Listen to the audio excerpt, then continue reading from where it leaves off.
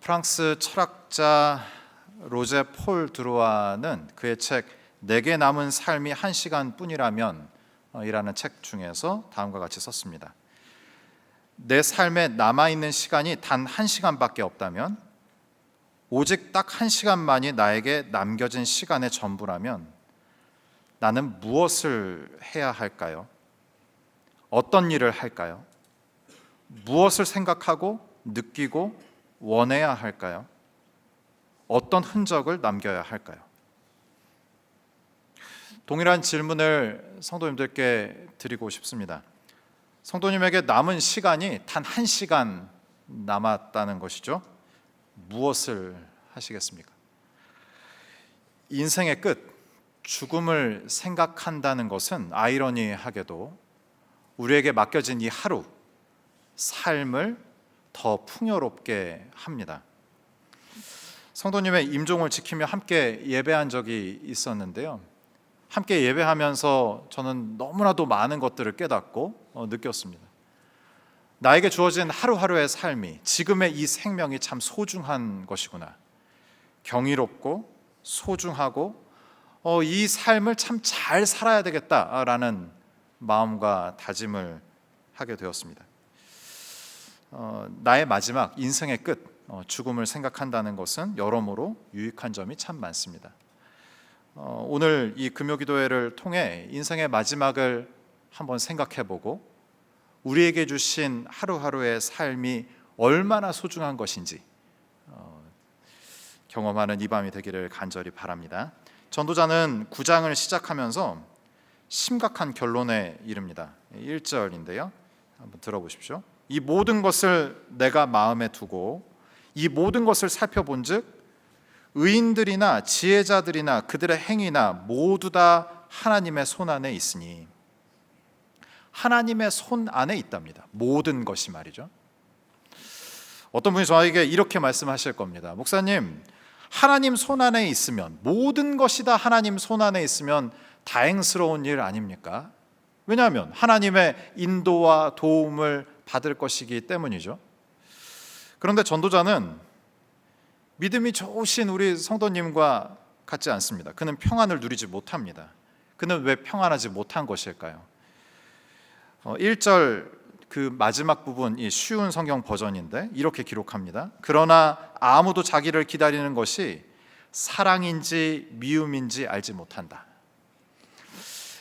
이 세상에 통용되는 강력한 법칙 중에 하나가 있다면 인과율일 겁니다. 원인과 결과의 법칙.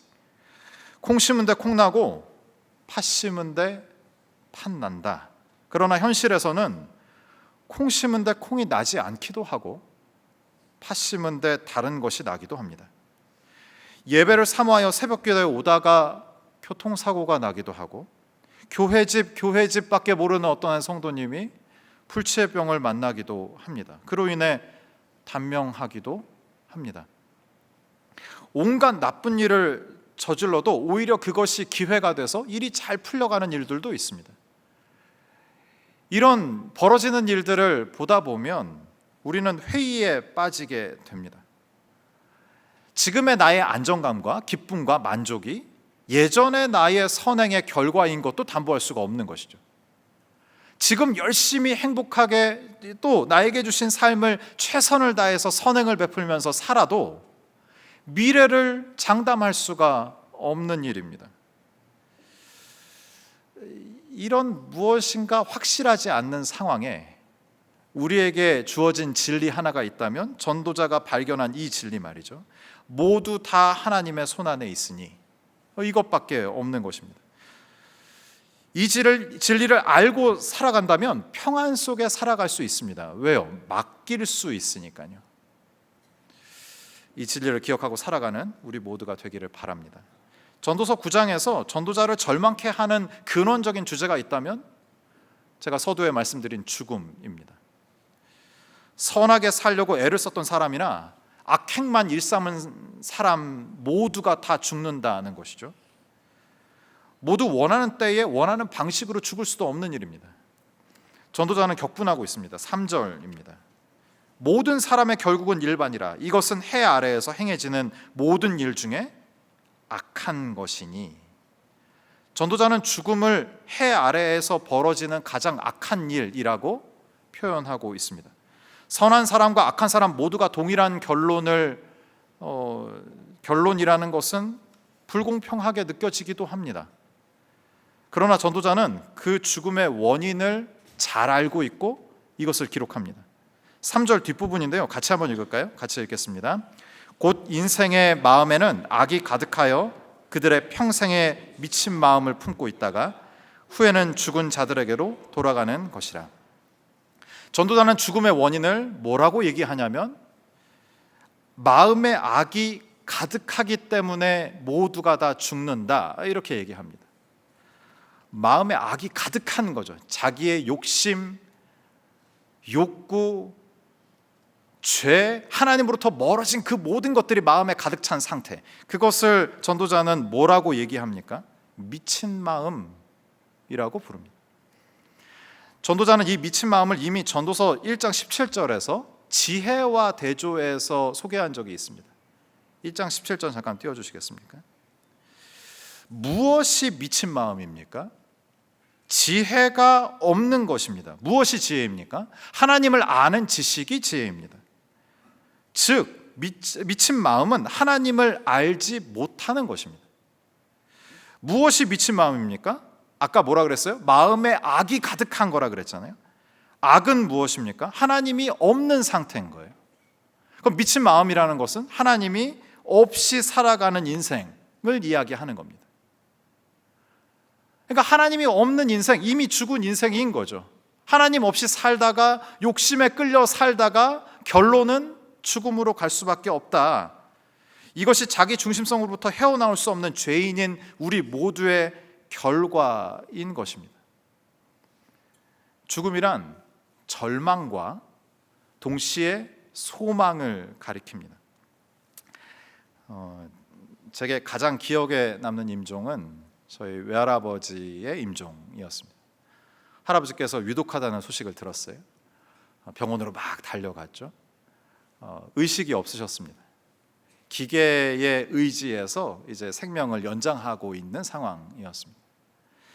할아버지께 인사드리고 제가 할아버지 발치에 있었는데 할아버지 발과 발목을 이렇게 만졌던 기억이 납니다. 차갑고 딱딱하게 변해가고 있었습니다. 그 섬뜩함과 서늘함을 잊을 수가 없습니다. 심박 수치가 내려갔어요. 저희 가족들이 막 오열하면서 울고 막 그랬습니다. 그런데 금방 돌아가시지 않는 겁니다. 30분 정도 그랬을까요? 30분 정도 사람이 오열을 하면 지칩니다. 그래서 저희 가족들이 쭉 이제 휴게실로 나가서 다 이렇게 음료수 뽑아갖고 서로 마시면서 오랜만에 봤거든요. 그래서 이제 막 얘기가 시작이 됐어요. 아, 삼촌 요새 어떻게 지내세요? 야, 요새 너 이렇게 살 좀 찐 것 같다. 뭐 하냐? 뭐 이런 얘기를 막 하다가 막 웃음꽃이 폈습니다. 그런데 갑자기 간호사분이 뛰어 나오시더니 돌아가실 것 같다는 거예요. 그래갖고 저희가 다 음료수 팽개치고 또 들어가갖고 막 울었어요. 그렇게 두어 차례 이 상황을 반복하고서야 할아버지를 보내드릴 수 있었습니다. 이 일을 통해 크게 깨달은 것이 있습니다. 삶과 죽음은 그렇게 멀리 있지 않구나. 살아가는 이야기를 나누면서 웃음꽃이 필 때 그 바로 옆에서는 누군가가 죽어갈 수 있구나. 또 죽음은 개인이 오롯이 겪어내야 되는 과정이구나. 참 외롭고 서글픈 것이구나. 이런 것을 알게 됐습니다. 돌아가신 할아버지 모습이 참 평안했습니다. 그 모습을 보면서 다시 마음을 정리하는 것이죠. 악이 가득한 미친 마음으로 사는 세상에서도 예수님을 믿고 예수님과 하나가 돼서 동행하다가 죽으면 예수님과 하나님의 나라로 가는 것이구나.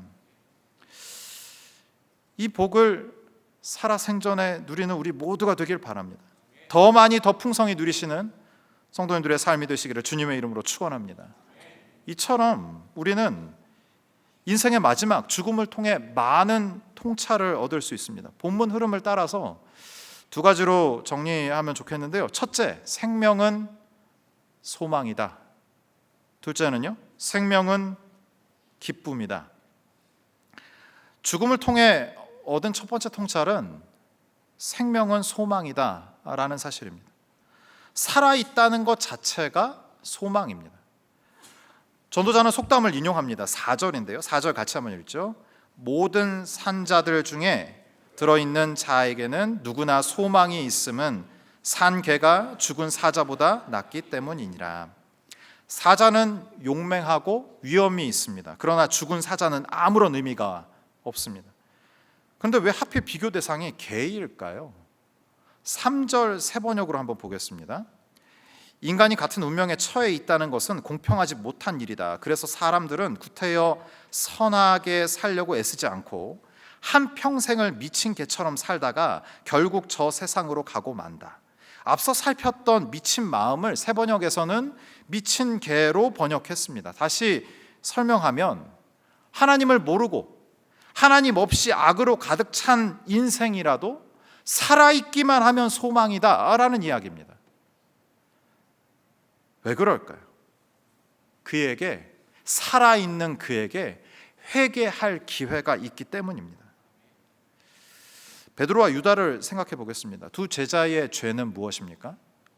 스승을 배신한 죄인 거죠. 그러나 한 사람은 살았고 다른 한 사람은 스스로 목숨을 끊었습니다. 한 사람은 회개하고 사도가 되었고 한 사람은 죽어 배신과 자살의 상징이 되었습니다. 어거스틴은 신국론에서 이렇게 말합니다. 유다는 하나님의 자비를 멸시하고 자기 파괴적인 죄책감에 사로잡혀서 구원을 얻게 하는 회개의 기회를 남겨놓지 않았다. 살아있다는 것은 기회를 얻는 것입니다. 어떤 기회입니까? 회개할 기회. 어느 순간 미친 개처럼 살 수 있습니다. 불안과 욕망이 뒤섞여 미친 마음이 될 수 있다라는 얘기입니다. 그러나 살아있기만 하면 됩니다. 그러면 우리에게 회개하고 돌이킬 기회가 주어집니다. 그것이 살아있음의 소망입니다. 전도자는 죽은 자에게는 보상도 없고 의식도 없고 열정도 없다고 했습니다. 이게 무슨 의미일까요? 죽은 자에게는 회개할 아무런 기회와 능력이 없다라는 것입니다. 생명은 소망입니다. 회개하고 돌이킬 기회가 있기 때문입니다. 생명은 하나님께서 우리에게 주시는 기회입니다. 베드로서 3장 9절 같이 한번 읽을까요? 같이 읽죠. 주의 약속은 어떤 이들이 더디다고 생각하는 것 같이 더딘 것이 아니라 오직 주께서는 너희를 대하여 오래 참으사 아무도 멸망하지 아니하고 다 회개하기를 이르기를 원하시느니라. 아멘. 하나님도 나를 향하여 오래 참으시는데 나도 나 자신을 참아줘야 하지 않겠습니까? 하나님도 나의 지체를 참으시는데 나도 나의 지체를 참아줘야 하지 않겠습니까? 생명은 소망입니다. 다시 돌이킬 소망입니다. 여유로운 마음으로 나 자신에게 또한 나의 지체에게 기회를 주고 참아주는 우리 모두가 되길 주님의 이름으로 축원합니다. 죽음을 통해 얻은 두 번째 통찰은 생명은 기쁨이다 라는 거죠. 전도자는 살아있음은 기쁨이고 그 기쁨을 누리는 것이다 라고 정의합니다. 전도자에게는 시간이 많이 남아있지 않습니다. 죽음이 불현듯 찾아오게 되기 때문입니다. 그 시간을 알 수도 없고 정할 수도 없습니다. 전도자는 이 한정된 시간 안에 기쁨을 온전히 누리기를 바랍니다. 또한 자신이 쓴 이 글을 읽는 우리 모두에게 한정된 시간 안에 기쁨을 온전히 누리기를 바라고 있습니다. 전도자는 이 진심 어린 또 급박하게 전하고 싶은 이 마음을 명령어 5가지로 표현합니다. 그것이 뭐냐면 가라, 먹어라, 마셔라, 누려라, 하라입니다. 듣기만 해도 이게 긍정적이고 힘이 있으며 생동감이 있는 표현들입니다. 전도자는 말합니다. 가라는 거죠. 어디로 가라는 거예요? 죽음이 다가온다. 허비할 시간이 없다. 불평을 그쳐라. 미워하는 것을 멈춰라. 분노를 그만두어라. 고통을 묵상하지 말라. 우울에 빠져 있지 말라. 이 모든 것들을 내려놓고 기쁨을 만끽하기 위해 가라는 것입니다. 전도자는 또한 창조 때 하나님이 하신 일들을 기억해냅니다. 하나님께서는 우리가 음식과 음료로 즐기도록 만드셨습니다. 시편 104편 15절입니다. 사람의 마음을 기쁘게 하는 포도주와 사람의 얼굴을 윤택하게 하는 기름과 사람의 마음을 힘있게 하는 양식을 주셨도다. 하나님이 허락하시고 주신 것을 감사하며 즐길 때 하나님은 기뻐하시고 최고의 영광을 받으시는 줄 믿습니다. 흰옷을 입고 머리에 기름을 바르는 것도, 허무한 세상에 사랑하는 배우자와 즐겁게 살아가는 것도, 또 맡겨진 일을 최선을 다해 살아가는 것, 그 모든 것이 살아있는 자들에게 주신 기쁨입니다. 즉 생명은 기쁨입니다. 주님께서 우리에게 허락하신 그 모든 것들을 누리며 기뻐하는 우리 모두가 되기를 바랍니다. 생명은 소망이며 생명은 기쁨임을 오늘 본문에서 확인했습니다. 그러나 우리는 현실에서 소망과 기쁨을 온전히 누리지 못하고 살아갑니다. 왜 그럴까요? 이런 삶을 방해하는 원인은 대체 뭘까요? 작가 김곡의 관종의 시대라는 책에 이런 내용이 있습니다. 2020년 우리가 집 없이는 살아도 셀카 없이는 단 하루도 살 수 없다는 것, 또 밥 없이는 살아도 좋아요 없이는 단 1분도 살 수 없다는 사실 중략하고요. 관종은 불안을 모른다. 오직 무관심만이 관종을 불안케 한다. 저자는 우리 시대가 존재의 패러다임에서 관심의 패러다임으로 넘어가고 있다라고 지적합니다. 또 가상의 자아를 만들어내서 자신을 증명하려고 애쓰는 시대다라고 얘기하는 것이죠. 관심을 얻기 위해 좋은 곳에 갑니다. 좋은 것을 먹습니다. 좋은 것을 삽니다. 이런 현상은 마치 철학자 한병철이 얘기한 전시사회의 개념을 떠올리게 합니다. 한병철은 뭐라고 얘기하냐면 전시하지 않으면 존재하지 않는 것처럼 살아가는 사회, 그것이 우리가 사는 현대라는 것이죠. 우리는 끊임없이 자신의 내밀한 경험을 SNS라는 공적인 장소에 전시할 것을 요구받고 있습니다. 이런 요구들은 내적 충동을 일으키게 하는 거죠. 모두가 다 하고 있으니까 나도 해야 되지 않을까라는 생각을 하는 겁니다. 너나 할 것 없이 개인의 경험과 이야기들을 자발적으로 사람들 앞에 공개하고 있다는 것입니다. 이렇게 되었을 때 우리는 노는 것도 더 이상 노는 것이 아니게 됩니다. 모든 것은 사진 한 컷을 위한 시간이며 그것으로 좋아요를 받는 목적 하나만 남게 되는 겁니다. 사진에 담긴 내가 나입니까? 가상의 나인 거죠. 보여주고 싶은 나. 그 사진을 통해서 좋아요를 누르는 그 사람들은 나와 관계가 있는 사람들입니까? 불특정 다수인 것이죠. 이런 시간이 반복되면 반복될수록 나 자신은 없어지고 또 관계 속에서 그 좋아요를 받으면서 희망과 희열과 이런 것들을 느껴야 하는데 그 대상은 불특정 다수가 돼서 관계 없는 사람들로 채워질 수밖에 없다라는 이야기입니다. 전도서 9장 11절을 같이 한번 읽으면 좋겠습니다. 우리 시대만 이런 게 아니더라고요. 9장 11절입니다. 같이 읽죠. 내가 다시 해 아래에서 보니 빠른 경주자들이라고 선착하는 것이 아니며 용사들이라고 전쟁에 승리하는 것이 아니며 지혜자들이라고 음식물을 얻는 것도 아니며 명철자들이라고 재물을 얻는 것도 아니며 지식인들이라고 은총을 입는 것이 아니니 이는 시기와 기회는 그들 모두에게 임함이니라. 전도자가 살던 시대도 지금과 별반 다르지 않았던 것 같습니다. 11절에 그 시대가 추구했던 인물 유형이 나옵니다. 빠른 경주자, 용사들, 지혜자들, 명철자들, 지식인들.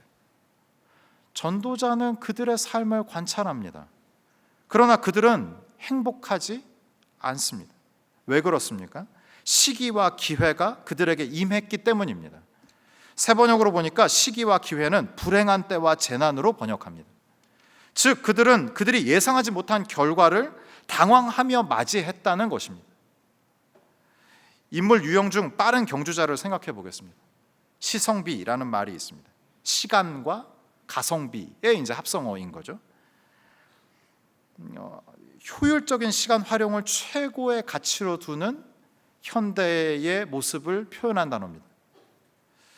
이런 관심은 사업으로도 연결이 되는데 요약본 빨리 감기가 트렌드가 되고 있습니다.